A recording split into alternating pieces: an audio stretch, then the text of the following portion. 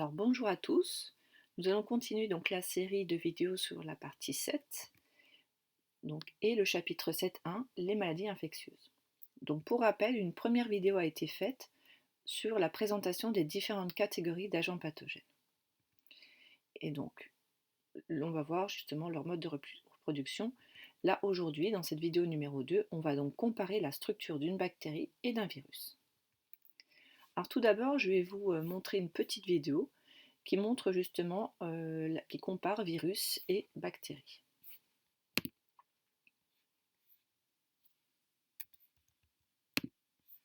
Virus et bactéries. Les bactéries sont de petits organismes. Les virus, eux, sont encore plus petits. Depuis toujours, ils appartiennent au monde des vivants. Avec le temps, ils continuent d'évoluer. Pour se déplacer, certaines bactéries ont une sorte de petite queue, comme un petit animal rigolo. Elles se reproduisent et se multiplient en se divisant. A l'inverse, les virus ne peuvent se déplacer et vivre seuls. Ils envahissent les cellules et les parasites pour se reproduire et les tuent sur leur passage. Voilà pourquoi les virus nous rendent malades, alors que certaines bactéries nous veulent du bien. Pour qu'il y ait un risque de maladie, il faut qu'il y ait une source d'infection.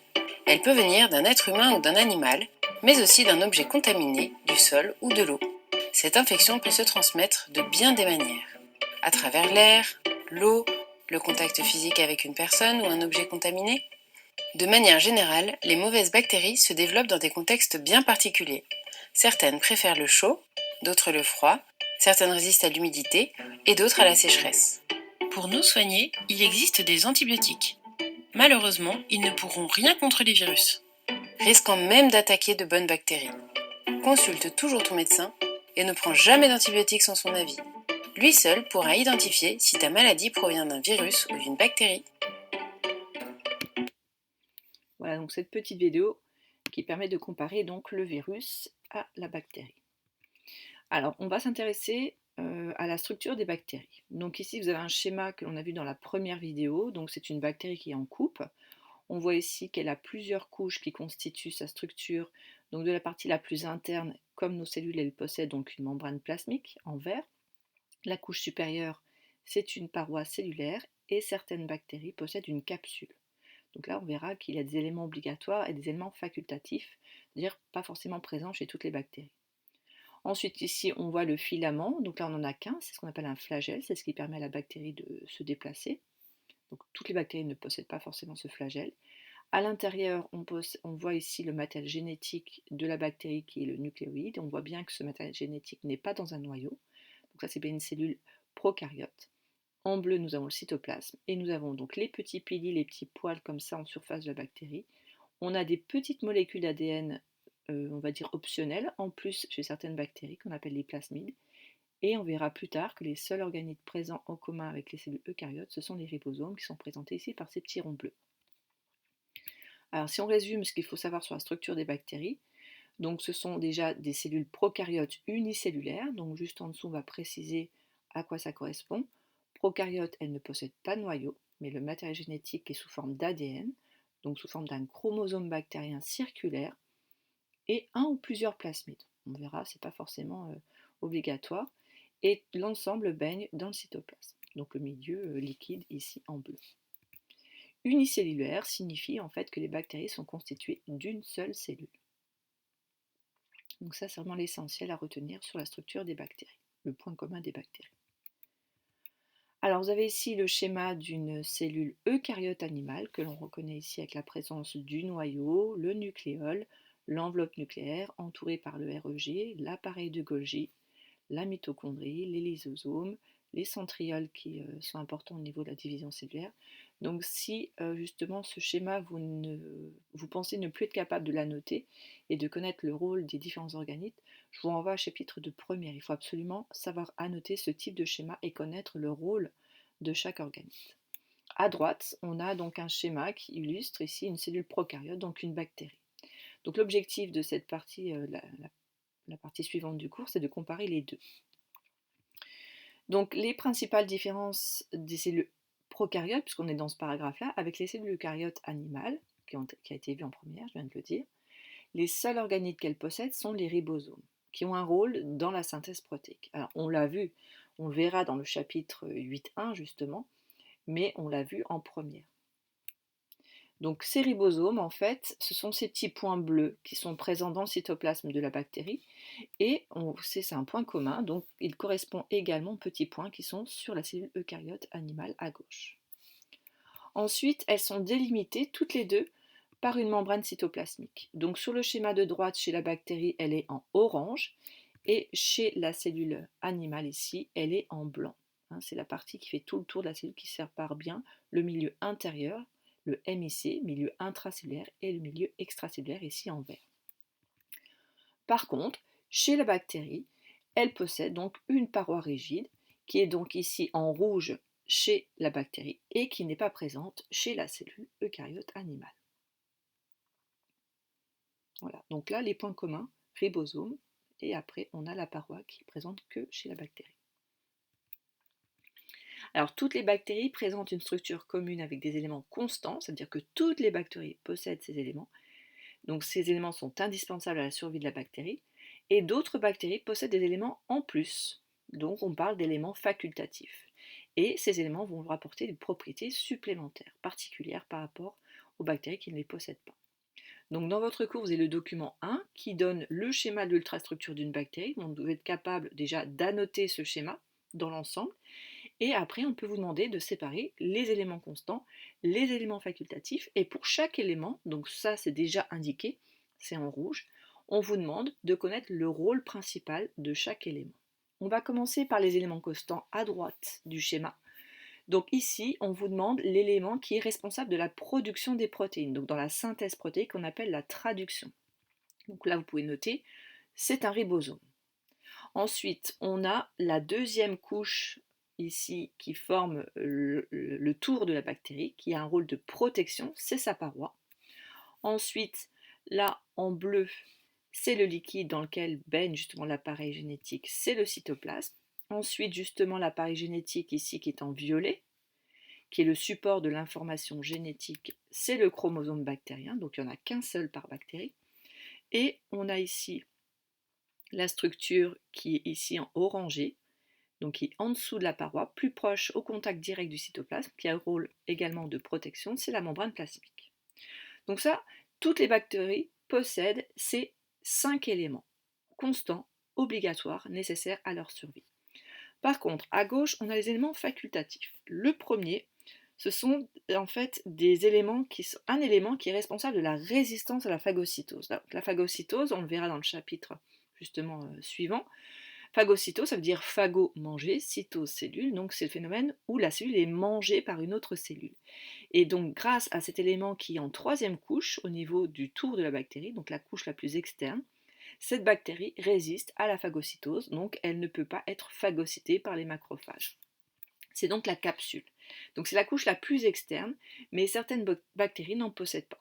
Les bactéries qui possèdent cette capsule sont plus virulentes, ont un pouvoir pathogène plus important que les autres.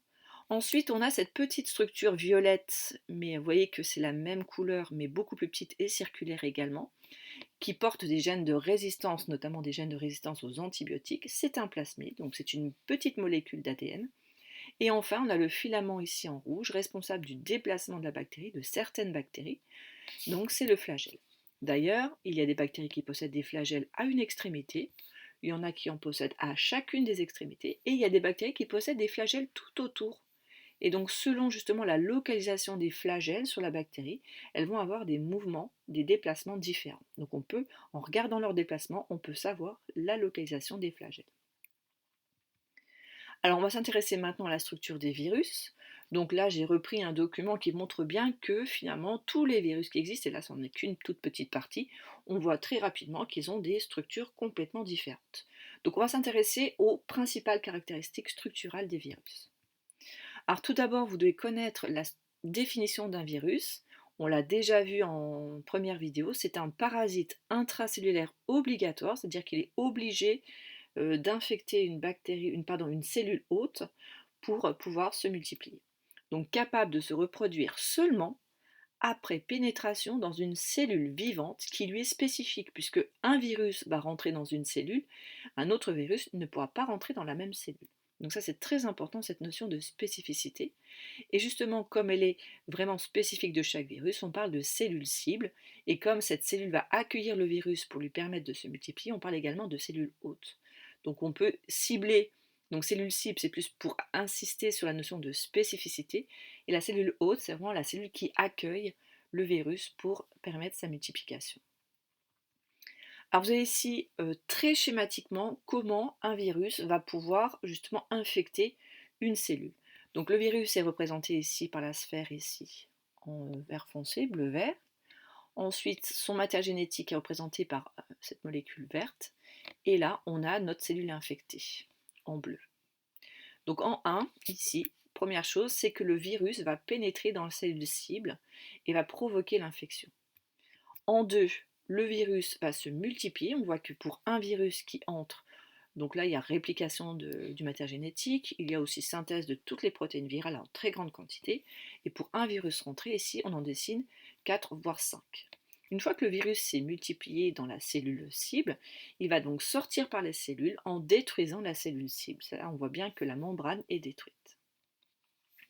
Et quand les virus, les nouveaux virus, qu'on appelle des virions, vont être libérés, ils vont pouvoir infecter un grand nombre de cellules, et ainsi de suite, donc de façon exponentielle. Donc une fois dans cette cellule, le virus détourne le métabolisme cellulaire pour vivre et produire de nouvelles particules virales. Donc je répète, le virus, on verra d'ailleurs, il n'y a pas de ribosome, il n'y a pas d'appareil de Golgi, il n'y a pas de mitochondrie. Il a besoin de rentrer dans une cellule pour utiliser l'appareil de Golgi, le REG, les mitochondries de la cellule qu'il va infecter. S'il ne rentre pas dans une cellule cible, il ne peut pas se multiplier. Donc les virus présentent une structure simple car ils sont composés d'un seul acide nucléique. Ça peut être un ADN qui veut dire acide désoxyribonucléique. Donc là, j'ai remis un schéma qui représente la molécule d'ADN en double hélice avec des brins complémentaires grâce aux paires de bases, ici CG et AT. Et là, on voit bien ici donc la structure la formule des 4 bases azotées. Donc les virus qui possèdent un génome fait d'ADN, ce sont des adénovirus. A l'inverse, les virus qui ont un génome fait d'une molécule d'ARN, donc acide ribonucléique, donc là on voit bien que c'est un seul brin, donc c'est une molécule monocaténaire et avec les mêmes lettres, sauf que la thymine est remplacée par l'uracile. Et les virus qui possèdent ce génome avec un ARN ou de l'ARN, ce sont des rétrovirus. Alors, l'ARN peut être simple brin ou double brin. Il est associé à des protéines et ou des enzymes nécessaires à leur cycle de reproduction. Donc là, vous avez un schéma très simple qui montre des formes différentes. On voit ici des bactériophages M13, donc sous forme allongée, sous forme de filament. Là, on a une forme géométrique avec des spicules en surface. Voilà. On a aussi la taille qui est très différente d'un virus à l'autre. Donc on voit ici qu'il y a une coque en vert, on a du rose, gris, etc. parce que ce sont des protéines différentes. Là on a du bleu. Donc en fait, le génome est enfermé dans une coque de nature protéique qu'on appelle la capside. Le rôle de la capside, c'est de renfermer, de protéger donc le génome viral. Et l'ensemble de l'acide nucléique plus la coque protéique, on parle alors de nucléocapside. Donc vous devez absolument savoir le minimum qui forme un virus, son génome, ADN ou ARN, simple brin ou double brin, toutes les protéines, les enzymes pour le cycle, la coque de protection de nature protéique et l'ensemble génome plus coque protéique, c'est la nucléocapside. Alors vous avez ici justement le même virus, mais vous avez ici la forme géométrique en jaune avec la capside en jaune, en violet ici le génome, on a la même chose ici, le génome et la capside en jaune, et on voit en violet ici une couche supplémentaire, d'accord, avec des spicules, et on vous dit ici que c'est une enveloppe.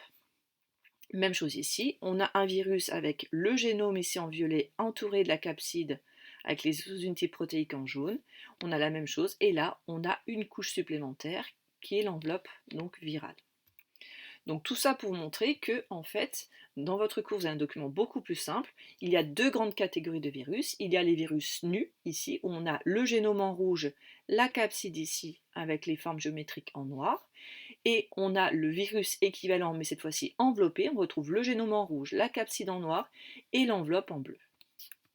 Donc dans le cours, j'ai noté que certains virus, les virus nus, possèdent qu'une nucléocapsides, ça veut dire en fait le matériel génétique enfermé dans la capside, et d'autres virus ont une nucléocapside qui va être entourée à son tour d'une enveloppe, et dans ce cas-là, on parle de virus enveloppé. C'est l'exemple du virus de la grippe.